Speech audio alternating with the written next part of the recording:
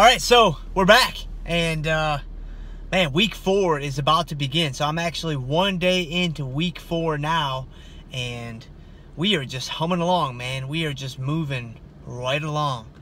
It's crazy to think that I'm already 3 weeks into this guy, and I've only got 12 weeks to go until that first show. I mean, 12 weeks is a long time, but it's kind of not. Like, it's kind of not a long time at all. So anyway, crazy to think that I'm already into week 4, but here we are, man. Here we are, and we are ready to go. So last week was a pretty interesting week because my body put up a pretty good fight. My body fought me pretty hard. And so I've learned, I came face to face with the fact that it's time for me to fight back. So last week, I only lost about half a pound. I'm down to 185.4. And so that brings my total weight loss down to about 3.5 pounds in 3 weeks. So, you know, trying to lose about 1.5 pounds a week. I'm a little bit behind schedule, I guess, so to speak. But I have started this competition prep leaner than I ever have. And so 1.5 pounds a week, I'm still going to shoot for that as an overall average, because I think there's a chance that somewhere along the line, maybe this week, I'll have one of those weeks where I lose, 2 pounds, 2.5 pounds, whatever. And so, as I talked about in my first video, it's all about singles and doubles, man. It's all about just stepping into the box and just trying to make contact, just trying to put the ball in play, just trying to get your bat on the baseball and try to hit the ball hard, man. Singles, doubles. Don't try to do anything crazy. Don't try to knock the ball at the ballpark every single time. And so last week, only losing half a pound, I kind of feel like, I got up there with nobody out, man on second, and just hit a ground ball at second base. I just moved the guy over to third. I just made a little bit of progress to put myself in a position this week to maybe make a little bit more progress. And so just trying to keep the momentum alive, just trying to keep things going, which I think is really important when you have, these super long journeys of fat loss or physique transformation or whatever you want to call it. And so a couple of things, and then obviously I want to get to a tip for you guys that you guys can utilize that kind of mirrors what I'm doing with myself in my own training. And this tip today is actually going to be training related, not necessarily nutrition related. But let me talk a little bit about the changes I'm going to make, and then we'll get into my tip for you guys. So I'm 3 weeks in. My progress is starting to stall, so it's time to start making some changes. So I'm actually going to do 3 things. The first thing I did, and I kind of foreshadowed this last week in my video, was not only did I start to add a couple of intervals to my interval sessions. So I went up by a couple intervals on Tuesday, I went up by a couple intervals on Saturday. I actually added a 3rd interval session on Thursdays. So I'm now doing 3 high intensity interval sessions. I did 9 on Tuesday, I did 7 on Thursday, and I only did 10 yesterday instead of 12. And that's because I discovered car pushes as an interval medium. As a way to do high intensity intervals, you just throw your car in neutral and you just push that guy for like 30, 40 yards. The quad burn, the long burn. I mean, man, it was nasty. I loved every second of it. So I only did 10 yesterday, but 10 car pushes versus 12 sprints, that's probably an equal ratio, if not even a little heavier on the car push side. So I'm up to 3 interval sessions. I decided to add the interval session because I could feel my progress slowing down. I've done this so many times before. I knew that by the end of the week, I probably wasn't going to eke out too much progress. So half a pound, I'm pretty happy with that. And I know that as we go along, generally speaking, there's only 2 ways that I can change things up. There's only 2 things that I can do to spur additional progress. I can either do more or I can eat less. I can do more activity or I can eat fewer calories. That's pretty much all I've got. Now there's, kind of special or magical ways I'm going to kind of finagle those different things, but that's pretty much what it boils down to. Well, I was only doing 2 interval sessions a week, so I didn't really feel like I was doing very much. So I thought, rather than cut my calories severely, I'm going to add that 3rd interval session and start doing a little bit more rather than eating a whole lot less. That brings me to my second change I'm going to make. I am going to start eating less. So I'm going to trim my carbs from 145 down to about 133. And I'm going to trim my fat from about 75 to about 70. I like to usually think of things in terms of macros as opposed to total calories. Although if you're doing one, you're effectively doing the other. But I prefer macros because it's a little bit more exact.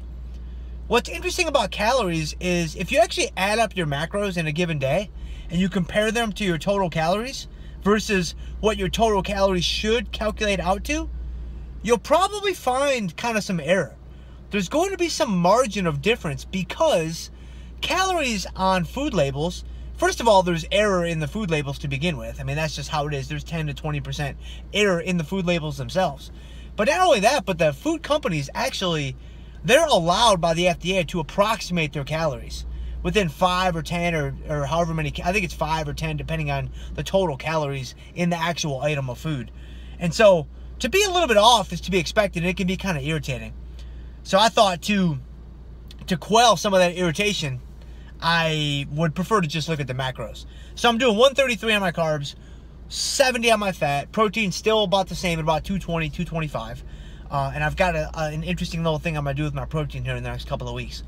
But the third thing I'm going to do is I'm also going to start the carb cycle. So I'm kind of doing a few different things this week because I'm hopeful that making these changes will allow me to hang at these levels for the next 2, 3, or 4 weeks and continue to make that push for 180. And once I get under 180, once I see that 7 handle on the scale, it's going to be so motivational, man. I know that I've really just got to push for these next 4 weeks, 5 weeks, whatever it takes to get under 180. I just got to grind, man. If I can grind, when I see 179 and some change, man, I'm going to know that I'm just one more handle away from the 6s, and I'm 160 something, and that's where I want to step on stage.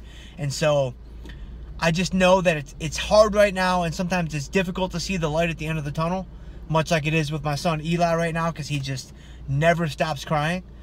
It's there, and I just got to keep grinding, just got to keep pushing, just got to keep my eyes on the prize and keep going. So I've added some intervals, I've cut my calories, and I'm going to start carb cycling. I'm going to have, this week's probably going to be kind of a gentle carb cycle. I'll have a low day and a high day and probably a bunch of medium days. I'm not going to do anything too severe because I think just the very nature of the carb cycle itself should help to spur some additional progress. I wanted to make a few different changes this week because I'm already 3 weeks in, and I don't want to look back 12 weeks from now and say, man, I could have done X or I could have done Y. I want to get done in 12 weeks or 13 weeks and say, I've got no bullets left. My chamber is empty. I got nothing left, man. I could do nothing more. I did everything I could. And so with 12 weeks to go, it's time to do those things. But that brings me to my tip for you guys and kind of the other thing I want to talk about. So this last week is the final week of this first training block. So as I talked about in week number 1, if you guys missed that, definitely go back and check that guy out.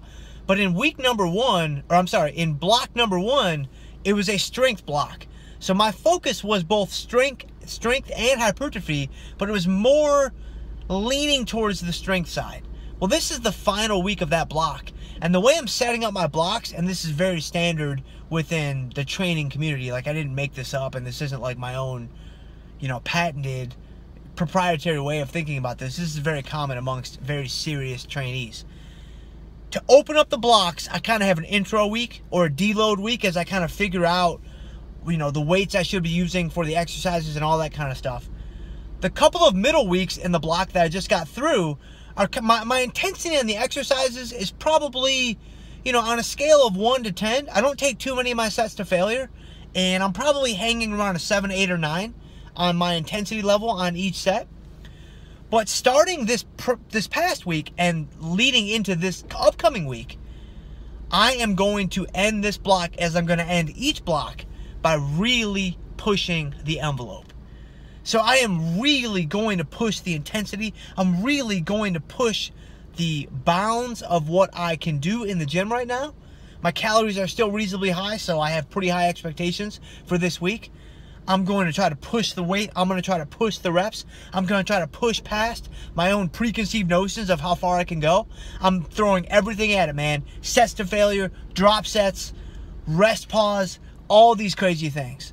And so I really want to push my body to the limits this week, because I know the week after that will be the opening phase of a new block. So it will be kind of a deload phase where the intensity is much lower as I'm kind of discovering, you know, where I should be on the different exercises. So my take-home point for you guys as I close this video down, we're around 10 minutes, and that's kind of where I like to keep these videos. When you're structuring your training, I talked about how you need to be strategic from an overall standpoint, but be strategic with your training as well.